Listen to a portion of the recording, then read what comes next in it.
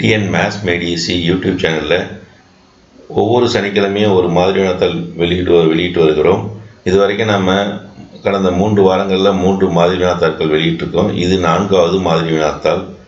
நம்ம அந்த 3 மாதிரி வினாத்தாள்களுக்கு வெளியிட்ட வீடியோவில் என்னென்ன குறிப்புகள் சொன்னமோ அந்த குறிப்புகள் எல்லாத்தையும் நீங்கள் குறித்து வச்சு அதை பின்பற்றுங்க.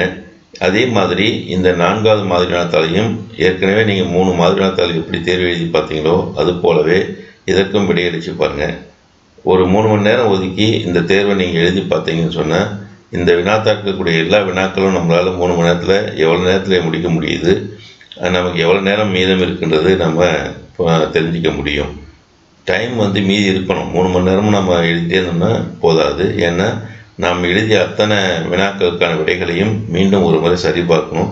அதற்கான நேரமும் நமக்கு கிடைக்குதான்றதை நம்ம இந்த மாதிரி தேர்வுகள் எழுதும்போது தெரிஞ்சிக்க முடியும்.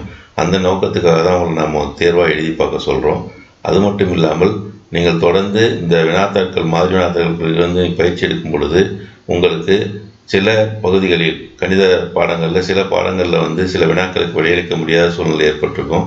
அதை நீங்கள் என்ன காரணத்துக்காக நம்மளால் விடையளிக்க முடியல என்பதை ஆராய்ந்து இந்த இனி வருகின்ற இந்த ஒரு வாரத்தில், ஏன்னா நமக்கு இன்னும் ஒரு வாரம் நேரம் இருக்குது, இந்த ஒரு வார காலத்தில் நீங்கள் கணிதத்துக்கு அதிகப்படியான நேரத்தை ஒதுக்கி உங்களுக்கு புரியாத பகுதிகளையும் தெரியாத கணக்குகளையும் போட்டு பாருங்கள்.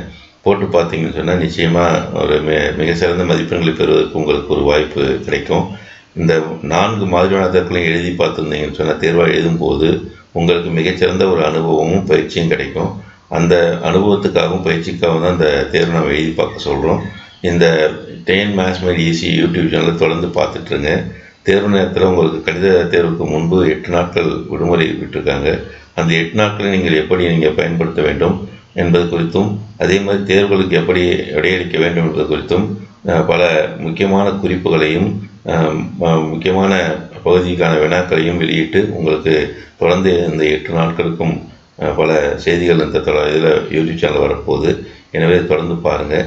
மிகச்சிறப்பாக நீங்கள் பயிற்சி பெற்று மிகச்சிறந்த மதிப்பெண்களை கணித பாடத்தில் பெற வேண்டும் என்று ஆசைப்படுகிறேன். அதற்கு நீங்கள் உங்களுடைய முயற்சியே காரணமாக இருக்கும்.